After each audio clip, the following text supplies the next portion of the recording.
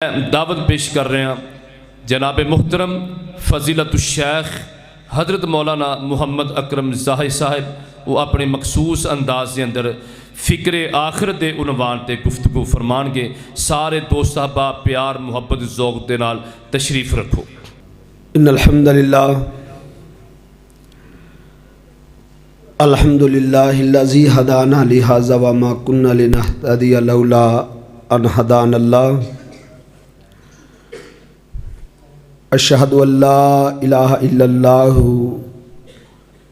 وحدہ لا شریک لہ واشہد ان محمدا عبدہ ورسولہ۔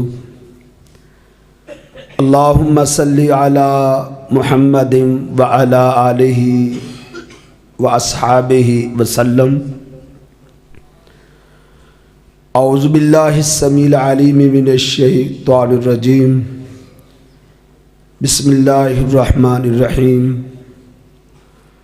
ومن اراد الآخرہ وسعى لها سعيها وهو مؤمن فأولئك كان سعيهم مشكورا۔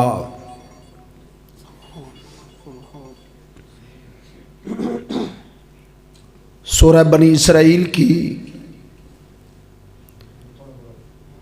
یہ چھوٹی سی آیہ مبارکہ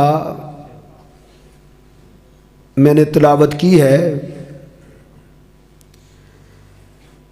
اس آیہ مبارکہ میں اللہ رب العزت نے 4 چیزوں کو بیان کیا ہے۔ پہلی چیز وَمَنْ أَرَادَ الْآخِرَةَ، وہ شخص جو آخرت کا طلبگار بن جاتا ہے۔ دنیا میں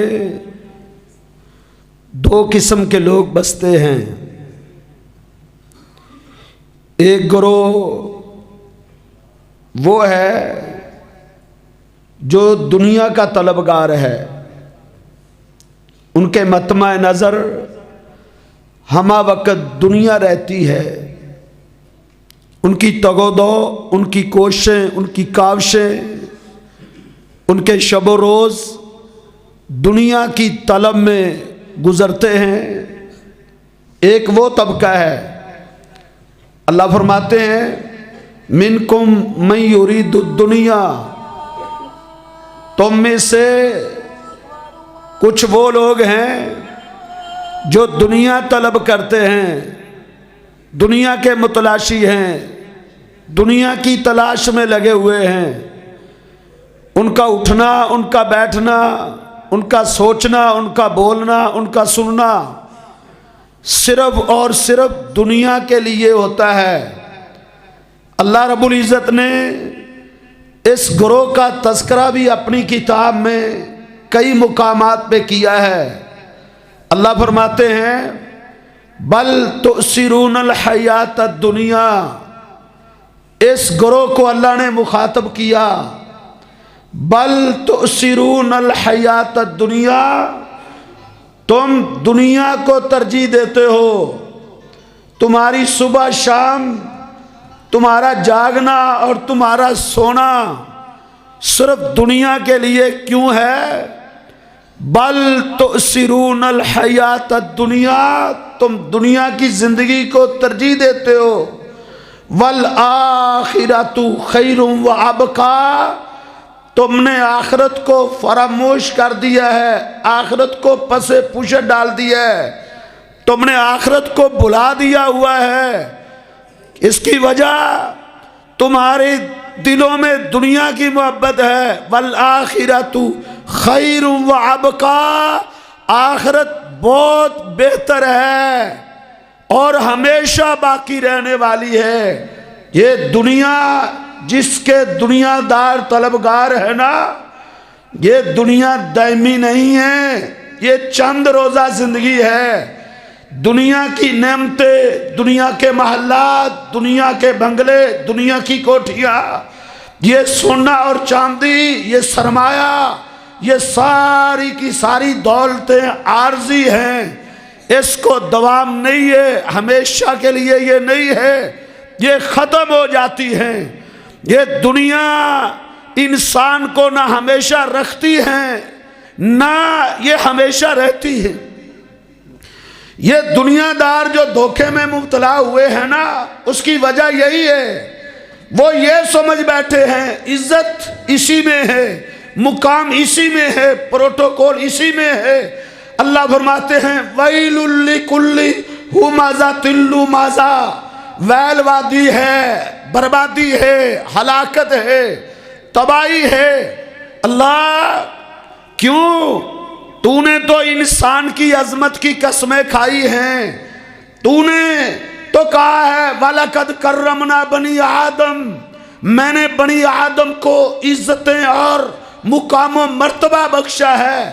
اللہ اس کے لیے تباہی، بربادی، جہنم کی ویل وادی کی وعید اللہ تو نے کیوں سنائی ہے؟ اللہ تو نے تو اس کی عظمت کی قسمیں کھائی، والتین والزیتون وطور سینین وہذا البلد الامین۔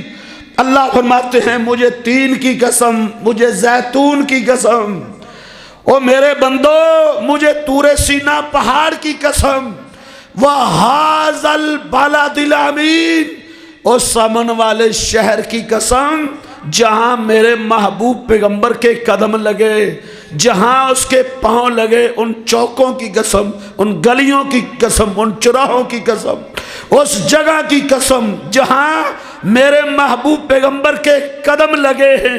اللہ تو نے یہ قسمیں کیوں اٹھائی ہیں؟ اللہ تو تو سچا ہے۔ وَمَنْ أَصْدَقُ مِنَ اللَّهِ قِيلًا، اللہ تجھ سے تو بڑھ کر سچی ذات کوئی ہے ہی نہیں۔ اللہ تجھے قسمیں اٹھانے کی ضرورت نہیں۔ اللہ تو قسمیں کیوں اٹھا رہا ہے؟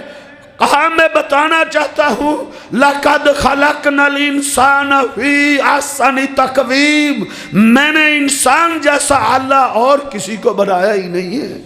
اللہ جو اتنا اعلیٰ ہے، جو اتنا عرفہ ہے، جو اتنا عظیم اور عظیم تر ہے، اللہ اس کے لیے یہ وعید کیوں ہے؟ وَيْلٌ لِكُلِّ ہُمَزَةٍ لُمَزَةٍ، اللہ فرماتے ہیں دیکھتے نہیں الَّذِي جَمَعَ مَالًا وَعَدَّدَ، اس کو میں نے بھیجا کس لیے تھا؟ اس کو مشن کیا دیا تھا؟ دنیا میں کیوں آیا تھا؟ اس نے دنیا میں آنے کا مقصد کیا سمجھ لیا ہے؟ الذی جمع مالا وعددا، یہ دولت جمع کرنے میں لگ گیا اور اکٹھے کرنے لگ گیا، اس کو گن گن کے رکھنے لگا۔ اب میں اربوں میں ہوں، اب میں خربوں میں ہوں، اب میں کروڑوں میں ہوں۔ دولت جمع کرتا چلا گیا، زمینیں خریدتا چلا گیا، مارکیٹیں بناتا چلا گیا، ایک نہیں ایک دکان پھر دوسری دکان۔ الہاکم التکاثر حتی زرتم المقابر، دولتیں بناتا چلا گیا، محلات بناتا چلا گیا، حتی زرتم المقابر، آنکھیں کہاں جا کے کھلی؟ جب قبروں میں پہنچ گیا کہ میرا مقصد کیا تھا، اللہ نے دنیا میں بھیجا کہ اس لیے تھا، میں نے زندگی کن مقصد میں کس کاموں میں بسر کر دی، آنکھیں کھلی جا کے قبر میں۔ اللہ فرماتے ہیں الذی جمع مالا وعددا، یہ دولت جمع کرنے میں لگ گیا، کیوں؟ یحسب ان مالہ اخلدا، یہ سمجھتا تھا یہ دولت ہمیشہ رکھے گی، یہ دولت مجھے دوام دے گی، یہ دولت مجھے بچائے گی، میری عظمت کو، میرے پروٹوکول کو، میرے مقام و مرتبے کو یہ دنیا جو ہے یہ ہمیشہ رکھے گی۔ اللہ رب العزت نے کیا فرمایا؟ کلا، اے انسان یہ تیری بھول ہے، تو غلط فہمی میں پڑ گیا ہے، تو سمجھتا ہے یہ محلات، یہ بنگلے، یہ کوٹھیاں، یہ سونا اور چاندی تجھے ہمیشہ رکھیں گے، نہیں، کلا، ہرگز ایسا نہیں، یہ دولت دوام نہیں بخشا کرتی۔ نہیں سمجھ آئی تو جاؤ قارون کی زندگی پڑھ کے دیکھو، اللہ نے اس کو اتنی دولت دی تھی، اتنے خزانے دیے تھے، اللہ نے اس کو اتنا سرمایہ دیا تھا، کوئی انسان اس کا تصور نہیں کر سکتا۔ اس کے خزانوں کو کوئی گن نہیں سکتا تھا، اس کی فیکٹریوں کو کوئی شمار نہیں کر سکتا تھا، اس کے مربوں کا کوئی احاطہ نہیں کر سکتا تھا۔ اتنا اس کا سرمایہ تھا، اتنی اس کی دولت تھی، اللہ نے اتنی اس کو دولت دی تھی۔ اس کے خزانوں کی جو کنجیاں تھی نا، کنجیاں، اس کے کارخانوں کی جو کنجیاں تھی، وہ ایک بہت بڑی اونٹوں کی جماعت اٹھایا کرتی تھی، اونٹوں پہ لاد کے اس کی چابیاں لائی جاتی تھی، اتنی اللہ نے اس کو دولت دی۔ لیکن جاؤ قرآن پڑھ کے دیکھو، اللہ فرماتے ہیں فَخَسَفْنَا بِهِ وَبِدَارِهِ الْأَرْضِ، اللہ فرماتے ہیں ہم نے قارون کو اس کے خزانوں سمیت، اس کی مارکیٹوں سمیت، اس کی زمینوں سمیت، اس کی فیکٹریوں سمیت اس کو زمین میں دنسا دیا، قیامت تک وہ زمین میں دنستا چلا جائے گا۔ یہ بھول ہے، یہ بھول ہے۔ بل تؤثرون الحیات الدنیا والآخرۃ خیر وابقیٰ، تم دنیا کی زندگی کو ترجیح دیتے ہو، آخرت کو پس پش ڈال دیا ہے، حالانکہ آخرت ہمیشہ رہنے والی ہے، بہتر ہے۔ منکم من یرید الدنیا، تم میں سے ایک گروہ وہ ہے جو دنیا کا طلبگار ہے، ایک گروہ اور بھی ہے وَمِنْكُمْ مَنْ يُرِيدُ الْآخِرَةَ، میں دوسرے گروہ کا تذکرہ بھی کرنا چاہتا ہوں، ایک اور گروہ بھی ہے جو دنیا کا طلبگار نہیں ہے، وہ دنیا میں رہتا ضرور ہے لیکن وہ دنیا کا طلبگار نہیں ہے۔ جیسا کہ کسی شاعر نے کہا تھا، اس نے کہا دنیا میں ہوں پر دنیا کا طلبگار نہیں ہوں، بازار سے گزرا ہوں پر خریدار نہیں ہوں۔ ایسے لوگ بھی ہیں، آپ کو ملیں گے، ان کے جسم اور ان کے ڈھانچے اور ان کے سانچے تمہیں دنیا میں دکھائی دیں گے، لیکن حقیقت میں جو ان کی روح ہے، حقیقت میں ان کی جو توجہ اور ان کے جو خیالات ہیں، ان کی جو ان کے توہمات ہیں، وہ سارے کے سارے آخرت کے ساتھ جڑے ہوئے ہیں، وہ صرف دنیا میں دکھائی دیتے ہیں۔ مجھے عمر بن خطاب رضی اللہ تعالیٰ عنہ کے پوتے کی سیرت یاد آئی۔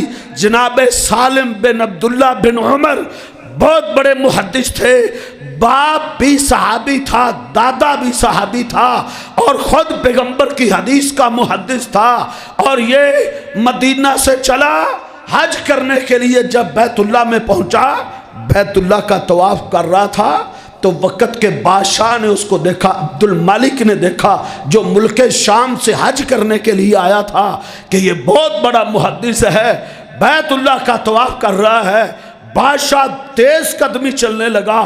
ساتھیوں نے پوچھا کیوں تیز قدم کیوں بھرنے لگے ہو؟ کہا دیکھتے نہیں وہ ہستی کون سی جا رہی ہے، یہ پیغمبر کی حدیث کا حافظ ہے، یہ محدث حدیث ہے، یہ اللہ کے پیغمبر کا دین کا عالم ہے، اور اس کا باپ بھی صحابی، اس کا دادا بھی صحابی، عمر بن خطاب کا یہ پوتا ہے۔ میں اس کو سلام کرنا چاہتا ہوں، میں اس سے ملاقات کرنا چاہتا ہوں۔ ملاقات کی اور عرض کرنے لگے، اے اللہ کے پیغمبر کے صحابی کے پوتے، میری ایک التجا ہے، میری ایک آرزو ہے، میری ایک خواہش ہے۔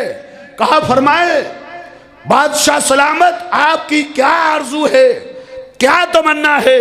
کہا میری خواہش یہ ہے، میں آپ کو کوئی تحفہ دینا چاہتا ہوں، اگر تیری کوئی ضرورت ہے، کوئی حاجت ہے تو وہ مجھے بتاؤ، میں آپ کی حاجت کو پورا کر دوں۔ اس محدث نے کیا جواب دیا؟ میں نے عرض کیا وہ دنیا میں تھے پر دنیا کے طلبگار نہیں تھے۔ اس نے کیا جواب دیا؟ سونے کے پانی سے اس کا جواب لکھنے والا۔ اس نے کہا استحجی من اللہ، اے بادشاہ مجھے اللہ سے شرم آتی ہے کہ میں اس کے گھر میں آ کے بھی میں اس کو چھوڑ کر اس کے بندوں سے مانگوں۔ میری ضروریات ہیں لیکن وہ میں اپنی ضروریات تیرے سامنے نہیں رکھوں گا، میں اپنے رب کے سامنے رکھوں گا، میں تجھ سے کسی چیز کا طلبگار نہیں ہوں۔ بھائی سنی بات کہی، اپنے طواف جاری کر دیا۔ دنیا نے دیکھا، دنیا نے، لوگوں نے دیکھا، بادشاہ اس کے پیچھے پیچھے تھا، پیچھے پیچھے، اور جو دنیا سے رخ پھیر لیتا ہے اللہ دنیا کو ذلیل و رسوا کر کے اس کے قدموں میں ڈھیر کر دیتا ہے۔ جو دنیا کو اپنے پاؤں کی ٹھوکر سے جو ہے وہ ٹھکرا دیتے ہیں، اللہ دنیا داروں کو اس کے قدموں پہ آ کے گرا دیتا ہے۔ جائیں آپ تاریخ پڑھ کے دیکھیں، بادشاہ اس کے پیچھے پیچھے تھا، محدث آگے آگے تھا، بادشاہ اس انتظار میں تھا کہ کون سا وقت ہو یہ محدث حرم مکہ سے باہر نکلے، مسجد حرام سے باہر قدم رکھے، میں اس کے سامنے تحفے تحائف پیش کروں تاکہ میرے تحفے یہ قبول کر لے تو شاید میری نجات کی کوئی صورت بن جائے۔ بادشاہ اس کے پیچھے پیچھے تھا۔ یہ محدث سیدنا سالم بن عبداللہ بن عمر طواف سے فارغ ہوئے، مسجد حرام سے باہر نکلے، اللہ کی قسم وہ ننگے پاؤں بھاگا ہوا جلدی سے باہر نکلا، کہتے حضرت ٹھہرنا، رک گئے، ہاں بادشاہ کیا بات ہے؟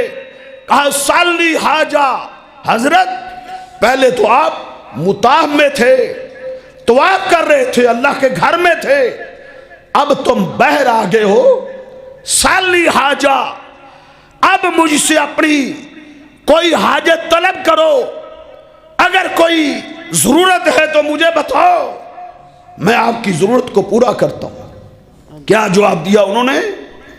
یہ حافظ ابن کثیر علیہ رحمہ نے البدایہ میں لکھا ہے، اور امام ذہبی نے سیر اعلام نبلاء میں لکھا ہے، اور علامہ ابن حجر نے الاصابہ فی تمییز صحابہ میں لکھا ہے، اور تاریخ دمشق میں علامہ ساکر نے لکھا ہے کہ وہ کیا جواب دیتے ہیں کہ بادشاہ میری کون سی ضرورت تم پوری کر سکتے ہو؟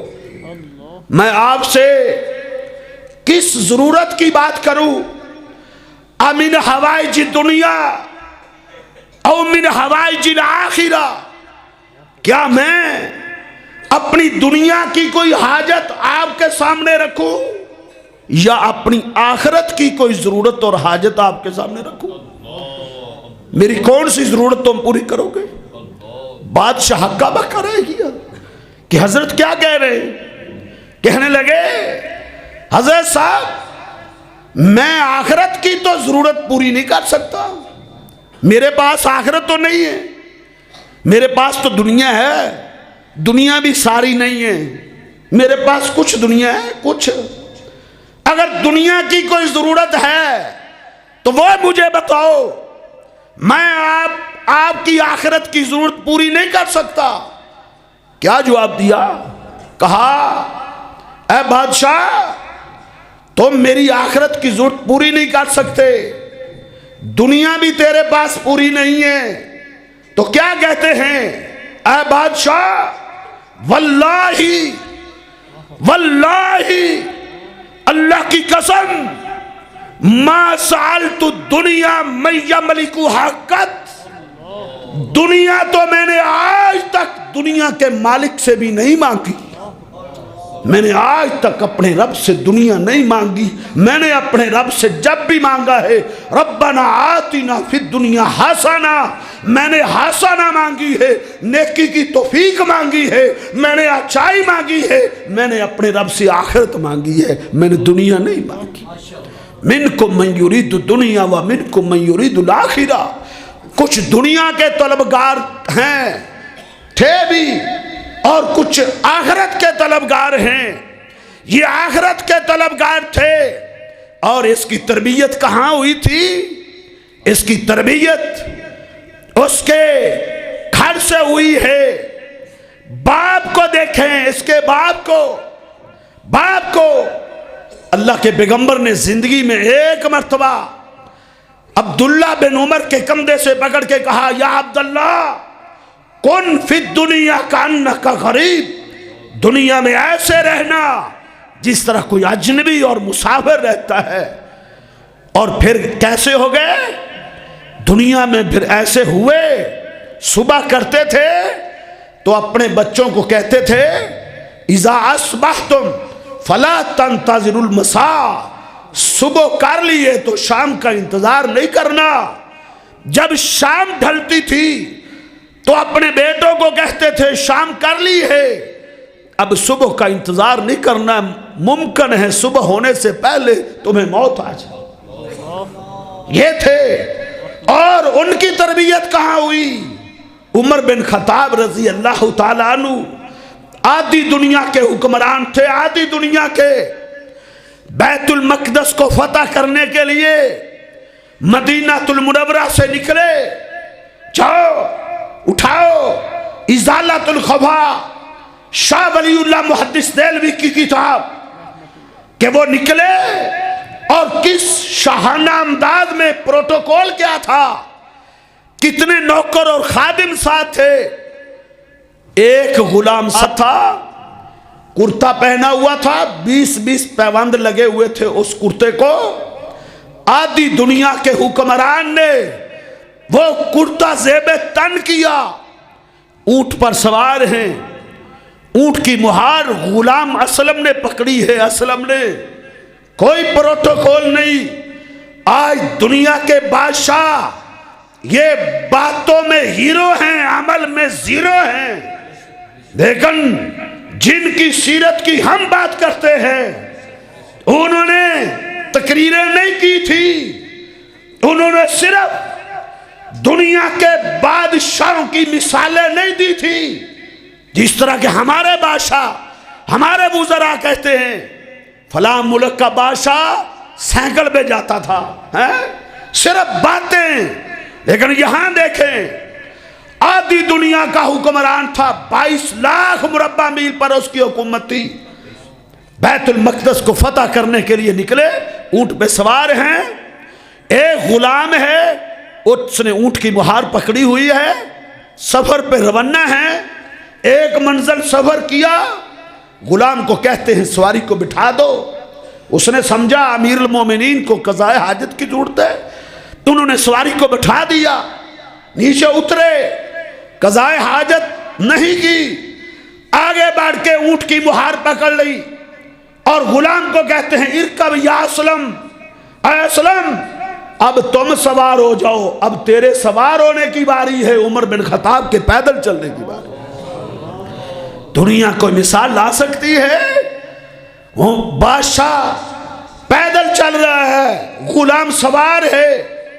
ایک منزل خود سوار ہوتے تھے، ایک منزل اپنے غلام کو سوار کرتے تھے. غلام اسلم کہتا ہے بیت المقدس میں داخل ہونے کی جو آخری منزل تھی، اتفاق یہ تھا میرے سوار ہونے کی باری تھی، عمر بن خطاب کے پیدل چلنے کی باری تھی. عمر بن خطاب نیچے اترے، میں نے ہاتھ باندھ دیے. امیر المومنین لوگ کیا کہیں گے، یہ کیسا غلام ہے، یہ کیسا غلام ہے، خود سوار ہے، اپنے آقا کو پیدل چلا رہا ہے. کہا نہیں اے اسلم نہیں، میں نے اللہ کی عدالت میں پیش ہونا، میں اپنے رب کو کیا جواب دوں گا، میں نے اپنے رب کو جواب دینا ہے. نیچے اترے، اونٹ کی مہار پکڑی. غلام کہتا ہے مجھے سب سے زیادہ رونا اس وقت آیا، اس وقت میری آنکھیں بہہ پڑی کہ عمر بن خطاب کے چلتے چلتے اس کا جوتا ٹوٹ گیا. عمر بن خطاب نے ایک ہاتھ میں اونٹ کی مہار کو تھاما ہوا تھا، دوسرے ہاتھ میں اپنے ٹوٹے ہوئے جوتے کو پکڑا ہوا تھا. بیت المقدس میں داخل ہو رہے تھے. عیسائی اور یہودی تورات و انجیل کو کھول کے بیٹھے تھے کہ اللہ کے نبی کا دوسرا خلیفہ کون ہے، سوار ہے یا پیدل ہے. وہ کبھی پیدل کو دیکھتے تھے، کبھی سوار کو دیکھتے تھے. کہنے لگے ہماری کتابیں کہتی ہے کہ محمد رسول اللہ کا دوسرا خلیفہ پیدل ہے، اور صاحب پیدل کے اندر ہے، لیکن عقل کہتی ہے سوار ہے. کیوں؟ یہ عقل ماننے کے لیے تیار نہیں ہے. آدھی دنیا کا حکمران ہو، وہ پیدل چل رہا ہو، وہ اپنے غلام کو اپنی سواری پہ سوار کرے، عقل نہیں مانتی. کتابیں ہیں ذالک مثلہ فی التوراۃ و مثلہ فی الانجیل. پیغمبر کے صحابہ کے تذکرے تورات میں بھی تھے، انجیل میں بھی تھے. وہ تورات کھولے ہوئے ہیں. آخر ان کا اتفاق ہوا کہ اللہ کے پیغمبر کا دوسرا خلیفہ عمر بن خطاب ہے. یہ وہ لوگ تھے منکم من یرید الدنیا، کچھ دنیا کے طلبگار ہیں، ومنکم من یرید الآخرہ، کچھ آخرت کے طلبگار ہیں. ان کو تربیت کہاں سے ملی تھی؟ اللہ کے نبی صلی اللہ علیہ وسلم کی درسگاہ سے، صفہ کے چبوترے سے، اس درسگاہ سے، مسجد نبوی کی تعلیم سے، عمر بن خطاب کو یہ تربیت ملی تھی. انہوں نے ایک دن صحیح مسلم میں ہے کہتے ہیں دوپہر کے وقت میں اپنے آقا کے گھر گیا. میں نے کیا دیکھا؟ میرے آقا کمرے میں سوئے ہوئے تھے اور میں نے دیکھا کہ ننگی چٹائی پہ آپ لیٹے ہوئے ہیں اور اس چٹائی پہ بچھانے کے لیے کوئی چادر بھی محمد رسول اللہ صلی اللہ علیہ وسلم کے گھر میں نہیں تھی. منکم من یرید الدنیا ومنکم من یرید الآخرہ. کچھ دنیا کے طلبگار ہوتے ہیں, کچھ آخرت کے طلبگار ہوتے ہیں. ہمارے نبی دنیا کے طلبگار نہیں تھے, وہ آخرت کے طلبگار تھے. 2 مہینے گزر جاتے تھے, میرے پیغمبر کے کسی گھر میں آگ نہیں جلتی تھی. 2 مہینے بیت جاتے تھے. منکم من یرید الدنیا ومنکم من یرید الآخرہ. کچھ دنیا کے طلبگار ہوتے ہیں, کچھ آخرت کے طلبگار ہوتے ہیں. کہتے ہیں ننگی چٹائی آپ کے جسم مبارک میں چبھی ہوئی تھی. کہتے ہیں مجھے تکلیف پہنچی, میرے دل کو ٹھیس پہنچی, میری آنکھوں سے آنسو جاری ہو گئے. میں برداشت نہ کر سکا کہ نرم و نازک جسم اور ننگی چٹائی پیوست ہو چکی ہے. کہتے ہیں میں نے دیکھا, معائنہ کیا, اللہ کے نبی صلی اللہ علیہ وسلم کے گھر کو میں نے چیک کیا, آپ کے گودام کو چیک کیا. میں نے کیا دیکھا؟ نظرت عن یمینہ, میں نے دائیں دیکھا, مجھے 2.5 کلو جو نظر آئے. جب میں نے بائیں دیکھا مجھے پانی کا ایک لٹکا ہوا مشکیزہ نظر آیا. اور جب میں نے یہ کیفیت دیکھی تو میرے ذہن میں کیسر و کسریٰ کے محلات, کیسر و کسریٰ کے باغات, کیسر و کسریٰ کے لباس, ان کے بستر, ان کی عیش و عشرت, ان کی زیب و زینتیں, وہ میرے ذہن میں گھومنے لگی. میں رونے پہ مجبور ہو گیا. فَبْتَدَرَتْ عَيْنَايَ, میری آنکھوں میں آنسو جاری ہو گئے, میرے رونے کی آواز نکلی. اللہ کے نبی بیدار ہو گئے, پریشان ہو گئے, اٹھے, پوچھا ماں ابکاک یا عمر, عمر کیوں رو رہے ہو؟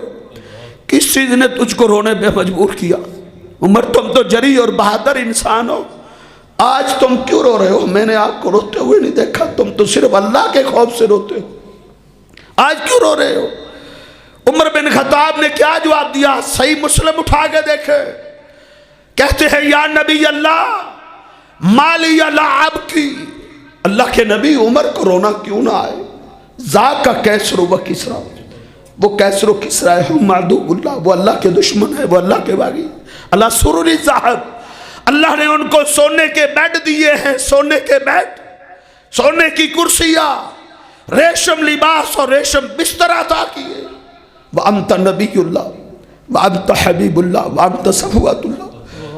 آپ اللہ کے برگزیدہ نبی, آپ اللہ کے چہتے نبی, اللہ کے محبوب نبی. وَحَاذِي خَزَانَتُكَ, آقا اللہ نے آپ کو یہ 2.5 کلو جو دیے اور چٹائی پہ بچھانے کے لیے بستر بھی نہیں دیا. میرے آقا نے کیا کہا تھا؟ اے عمر بھلا یہ رونے کی بات ہے؟ اے عمر یہ رونے کی بات نہیں ہے. اما لترضى یا عمر, اما لترضى یا عمر, اے عمر تو اپنے رب کی تقسیم پہ راضی نہیں؟ تو شک کرتا ہے, تو اللہ کے فیصلوں پہ راضی نہیں ہے. اما لترضى یا عمر, عمر تو راضی نہیں؟ لہم الدنیا, عمر جب اللہ نے دنیا بانٹی, کیسر و کسریٰ کے حصے میں دنیا آ گئی. وَلَنَا الْآخِرَةَ, جب اللہ نے آخرت کو تقسیم کیا, جب اللہ نے جنت کو بانٹا, عمر ہمارے حصے میں جنت آ گئی. وَمَنْ أَرَادَ الْآخِرَةَ, جو آخرت کا طلبگار بن جائے, یہ آخرت کے طلبگار تھے. وَمَنْ أَرَادَ الْآخِرَةَ وَسَعَى لَهَا سَعْيَهَا. اگلا نکتہ, اگلی بات, جو آخرت کا طلبگار بن گیا, وَسَعَى لَهَا سَعْيَهَا, پھر اس نے بھرپور کوشش کی. کوشش آخرت کی دوڑ میں اس نے دن رات ایک کر دیا. فرضی نمازوں کے ساتھ سنتے بھی, نوافل بھی, تہجد بھی, اشراق بھی, صدقات و خیرات بھی. وَسَعَى لَهَا سَعْيَهَا, پھر وہ اس کی کوشش میں لگ گیا. کوشش میں جو سچا آخرت کا طلبگار ہوتا ہے نا, وہ کوشش کرتا ہے, وہ محنت کرتا ہے, وہ نیکیاں اکٹھی کرتا ہے, وہ ہاتھ میں ہاتھ رکھ کے دھرے بیٹھا نہیں رہتا. اللہ کی رحمت بڑی بڑی وسیع ہے جی, بس بخشے جائیں گے میرے بھائی۔ وَسَعَالَهَا سَعْيَهَا، کوشش بھی کرے۔ مجھے ایک خاتون کی بات یاد آئی، ایک محدث تھے، حبیب اس کا نام تھا۔ وہ جب 10-12 سال کی عمر میں تھے نا، تو اس کی ماں اس کو تہجد کے وقت اٹھاتی تھی، اور کیا کہہ کے اٹھاتی تھی؟ کہتی تھی حبیب بیٹے اٹھو اٹھو، سونے کا وقت نہیں ہے، اٹھو اٹھو، نیک لوگوں کے قافلے روانہ ہو گئے ہیں، میں اور تو پیچھے رہ گئے، اٹھو ہم بھی ان کو اس قافلے میں شامل ہو، ہم بھی تہجد پڑھیں۔ وَسَعَالَهَا سَعْيَهَا، کوشش بھی کرے، کوشش کے بغیر کچھ نہیں ملنا۔ وَأَن لَيْسَ لِلْإِنسَانِ إِلَّا مَا سَعَى، انسان کو صرف وہ ملے گا جو اس نے کوشش کی ہوگی۔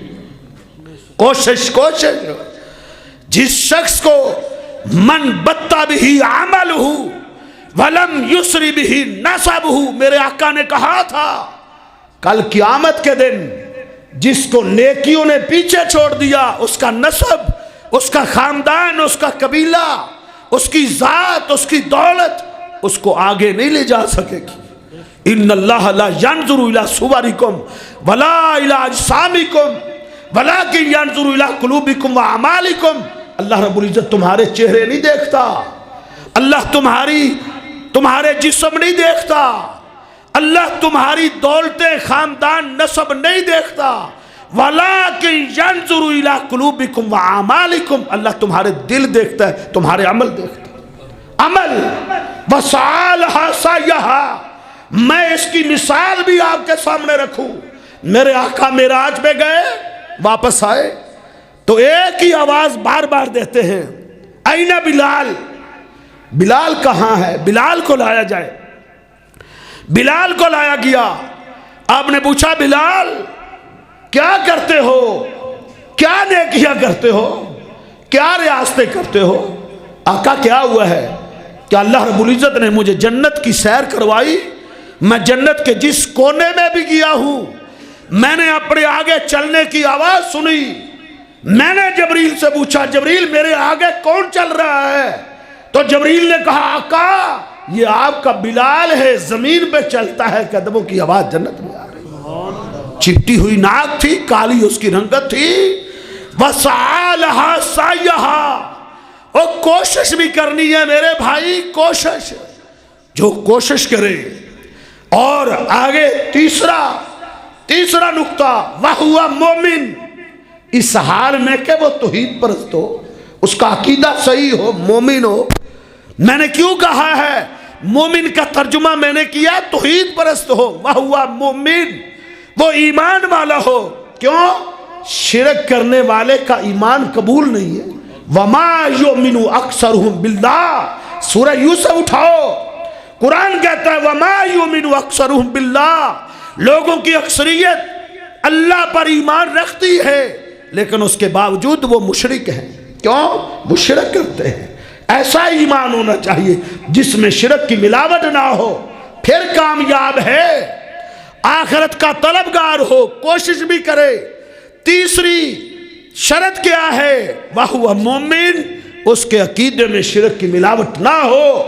اگر عقیدے میں شرک کی ملاوٹ ہوئی، اللہ کا اعلان ہے اِنَّ اللَّهَ لَا يَغْفِرُ أَن يُشْرَكَ بِهِ، اللہ نے شرک کو کبھی معاف نہیں کرنا، شرک کے معاملے میں معافی نہیں۔ وہ جون سا بھی ہو، اس کا تعلق کسی بھی علاقے اور کسی بستی سے کیوں نہ ہو، عقیدے کے بغیر کسی کی نجات نہیں ہوگی میرے بھائیوں۔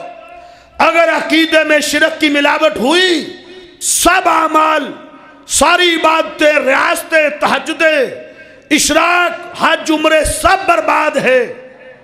مشرک کے کسی عمل کو اللہ قبول نہیں کرتے۔ میرے آقا نے ایک شخص کو دیکھا، اس کے ہاتھ میں پیتل کا کڑا تھا، آپ نے فرمایا یہ کیوں پہنا ہے؟ اس نے کہا من الواہنۃ یا رسول اللہ، کڑا میں پہن لوں تو مجھے نقصان نہیں ہوتا، کڑا اتار دوں تو مجھے نقصان ہوتا ہے۔ میرے آقا غیظ و غضب میں آ گئے، آپ نے فرمایا وہی حق، اور تیری بربادی اور ہلاکت ہو، मा तज़ीदुका इल्ला वहना, ये तेरी मुसीबतों को दूर नहीं कर सकता, उतार दे। उसने उतार के फेंक दिया। मेरे आका ने क्या कहा, वलौ मुत्ता वही अलैक, अगर तेरी मौत इस हालत में आ जाती, ये कड़ा तेरे हाथ में होता, मा अफलहत अबदा, कभी भी तुझे नजात न मिलती, कभी भी। मेरे भाइयों, ये अल्लाह का उसूल है, ये कायदा है, ये कुलिया है। अल्लाह ने 18 नबियों का नाम लिया है। वलौ अशरकू, 18 नबियों का नाम लेने के बाद कहा वलौ अशरकू लहाबित अन्हुम मा कानू यामलून, अगर मेरे 18 नबी भी शिरक करते, मैं उनकी इबादतें भी बर्बाद कर देता। अल्लाह के नबी शिरक नहीं कर सकते, हमारा ईमान है। वो तो शिरक की जड़ें काटने आए थे, वो शिरक कैसे कर सकते थे। वलक़द बअसना फी कुल्ली उम्मतिन रसूला अन इअ्बुदुल्लाह वज्तनिबुत तागूत, अल्लाह के नबी शिरक को मिटाने आए थे, शिरक की जड़ें काटने आए थे, वो शिरक कैसे कर सकते थे। तो मेरे भाइयों, ये वमन अरादल आखिरा, जो आखिरत का तलबगार बन जाए, वसआ लहा सायहा, फिर वो उसकी कोशिश भी करे, वह हुआ मोमिन, इस हाल में कि वो ईमान वाला हो। अब चौथा नुक्ता भी मैं इख्तिसार के साथ अर्ज करता चलूं। चौथी बात अल्लाह ने क्या बयान फरमाई, उलाइका कान सायुहुम मशकूरा, अल्लाह फरमाते हैं जो इस अंदाज से मेहनत करके आएगा, आखिरत के लिए कोशिश करके आएगा, अकीदा तौहीद के साथ आका की सुन्नत के मुताबिक अमल लेके आएगा, फ़उलाइका कान सायुहुम मशकूरा, अल्लाह रब्बुल इज़्ज़त उनकी छोटी सी छोटी नेकी को भी बड़ी कदर की निगाह से देखेगा। अल्लाह उसकी नेकियों की बड़ी कदर करेंगे। मेरे भाई, एक मिसाल दे के अपनी गुफ्तगू खत्म करता हूँ, वक़्त की किल्लत है और यहाँ ये मौजू बड़ा मुफस्सल था। मैं एक मिसाल आपके सामने रखता हूँ। मेरे आका ने कहा, एक शख्स रास्ते में चल रहा था, उसने कांटे वाली टहनी देखी, उस टहनी को उसने पकड़ा, हटा दिया ताकि किसी के पाँव में कांटा चुभ ना जाए, किसी का लिबास कांटों से उलझ ना जाए। उसने टहनी को हटा दिया। ये सबसे छोटी नेकी है, सबसे छोटी नेकी।